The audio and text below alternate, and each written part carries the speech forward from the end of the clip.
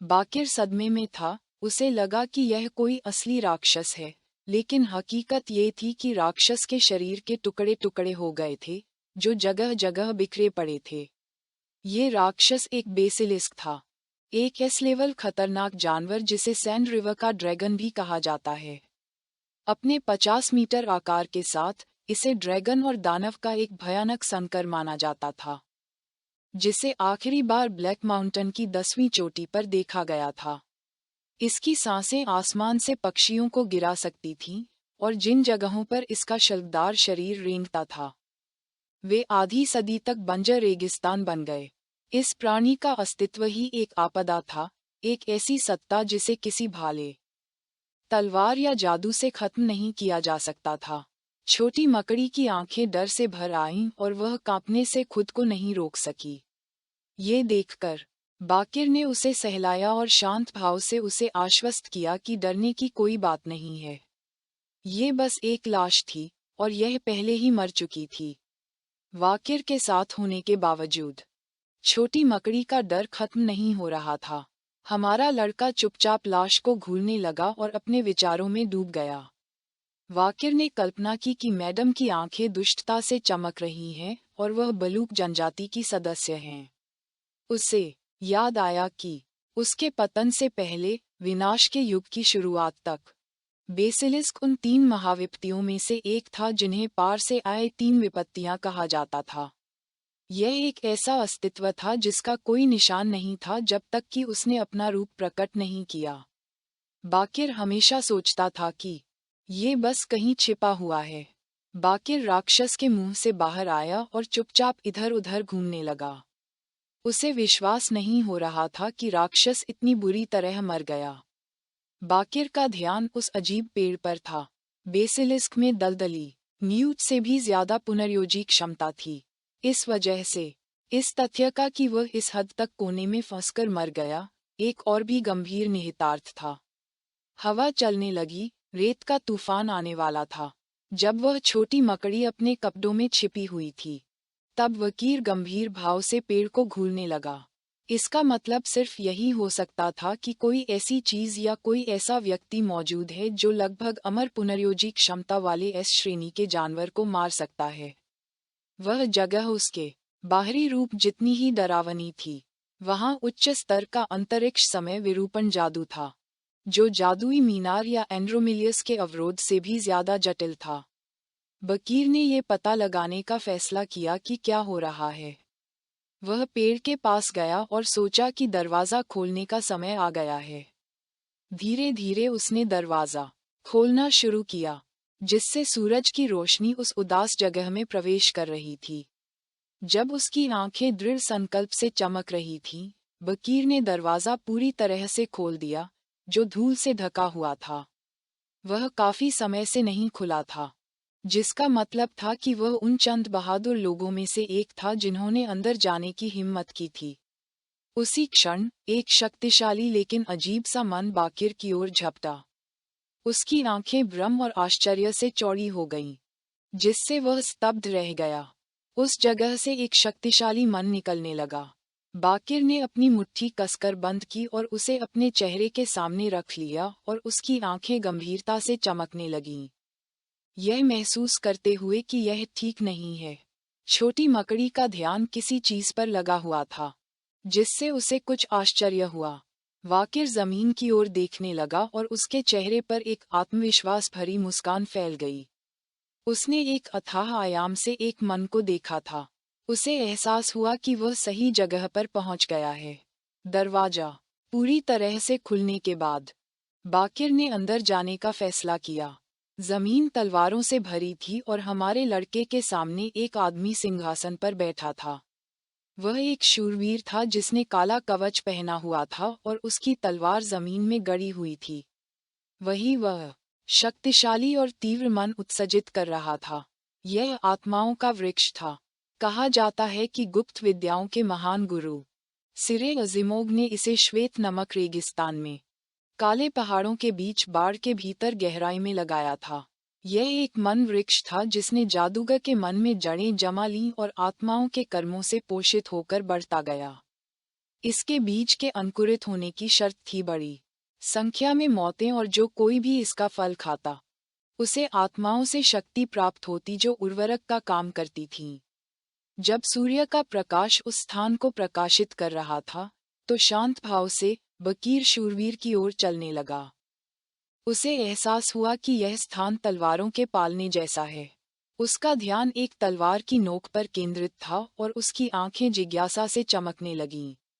उसने देखा कि बस इतना ही अंतर था कि इस बार तलवारें जमीन की ओर नहीं, बल्कि आकाश की ओर इशारा कर रही थीं। उसे नहीं पता था कि इस जगह का बास्करविल से कोई संबंध है भी या नहीं। कुछ सेकंड बाद हमारा लड़का चलना बंद कर दिया और चुप हो गया। बकीर शूरवीर के पास गया और गंभीर भाव से उसे गौर से देखने लगा, ये सोचते हुए कि क्या वह इस पेड़ का मालिक है। वह जगह एक ऐसी तीव्र आभा से भरी हुई थी जो उसने पहले कभी नहीं देखी थी। बकीर को न तो मन का, न ही जीवन शक्ति का, और न ही किसी चीज का एहसास हो रहा था। ऐसा लग रहा था कि शूरवीर बहुत पहले मर चुका है और केवल उसका खोल ही बचा है। अगर वह वही था जिसने बासी को मारा था, लिसक, उसने निष्कर्ष निकाला कि वह जीवन में एक अत्यंत शक्तिशाली योद्धा रहा होगा। शूरवीर ने अपने हाथ तलवार के मूठ और मूठ पर रखे हुए थे। बकीर की आंखें जिज्ञासा से चमक उठीं, और वह अपना हाथ पेड़ की जड़ों की ओर बढ़ाने लगा। उसने निश्चय किया कि पहले उसे आत्माओं के पेड़ को लेना चाहिए और फिर ह्यूगो से इस जगह के बारे में पूछना चाहिए। जैसे ही बकीर का हाथ पेड़ की जड़ के पास पहुंचा, कुछ अजीब हुआ और बकीर वहीं रुक गया। शूरवीर के पीछे की दीवार पर लगी मशालें अचानक लाल लपटों से जगमगा उठीं। कुछ ही देर बाद उस जगह की सभी मशालें धीरे धीरे जलने लगीं। ये देखकर छोटी मकड़ी घबरा गई और उसकी आंखें डर से चौड़ी हो गईं। उसे लगा कि कुछ ठीक नहीं है। तभी अचानक दरवाजा बंद हो गया और कुछ और भी अजीब हुआ। धीरे धीरे वह शूरवीर, जो पहले सिर्फ एक खोल जैसा लग रहा था, हिलने लगा। उसने तलवार की मूठ को कसकर पकड़ लिया। शूरवीर ने एक हाथ सिंहासन की भुजा पर टिका दिया और जमीन की ओर देखने लगा। ये देखकर छोटी मकड़ी कांपने लगी और बकीर के कपड़ों के अंदर फिर से घुस गई। फंसने के बावजूद बकीर शांत भाव से देखने लगा। उसके लिए यह अपेक्षित था और वह जानता था कि वह जो चाहता है उसे इतनी आसानी से नहीं ले सकता। शक्तिशाली और प्रभावशाली शूरवीर ने जमीन में धंसी अपनी तलवार निकाली और खड़ा हो गया। वकीर ने अपनी सतर्कता कम नहीं की और चुपचाप उसे देखने लगा, ये जानते हुए कि यह ठीक नहीं है।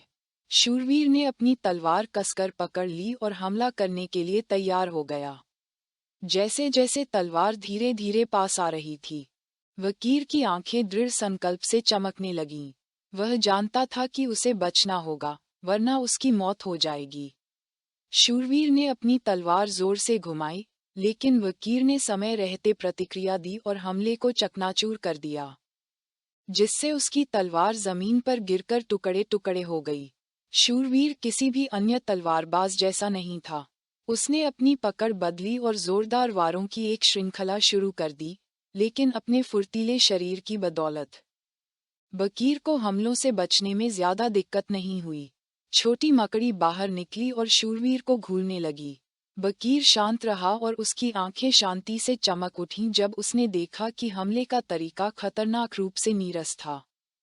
अपनी इच्छा शक्ति के बिना शूरवीर बस बेतुकी हरकतों के साथ अपने सामने खड़े दुश्मन पर टूट पड़ा। जब शूरवीर फिर से हमला करने की तैयारी कर रहा था, बकीर जमीन पर गिर पड़ा और उसकी आंखें निराशा से भर गईं। उसके चेहरे पर मुस्कान फैल गई। उसने सोचा था कि यह एक ऐसा शूरवीर होगा जो किसी असाधारण जगह की रक्षा करता है, लेकिन अब उसे एहसास हुआ कि यह एक बेकार उम्मीद थी। बकीर ने अपना धनुष खींचा और मन का तीर चलाने के लिए तैयार हुआ। उसका मन सवालों से भरा था। उसे आश्चर्य हुआ कि शूरवीर बिना मन या प्राण शक्ति के कैसे लड़ सकता है, लेकिन वह जानता था कि अब उसके पास इस पर विचार करने का समय नहीं है। बाकिर ने दृढ़ निश्चय के साथ तीर चलाया और उसे एक ही झटके में दूसरी दुनिया में भेजने का फैसला किया। शक्तिशाली मन बाण गोली की तरह घूमने लगा और शूरवीर की ओर बढ़ा। वह जमीन की ओर देखने लगा और चुप हो गया। फिर उसने अपना सिर उठाया और उसकी आंखें दुष्टता से चमकने लगीं। शूरवीर ने पहली बास्करविल तकनीक का इस्तेमाल किया और अपनी पूरी शक्ति लगाकर तलवार को सटीकता से घुमाया, जिससे मन बाण आधा कट गया। वाकिर का वार इतना शक्तिशाली था कि उससे मन का एक बड़ा विस्फोट हुआ।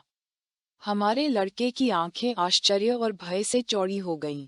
उसे विश्वास नहीं हो रहा था कि शूरवीर ने अभी अभी पहली बास्करविल तकनीक का इस्तेमाल किया है, बिना एक पल भी गंवाए।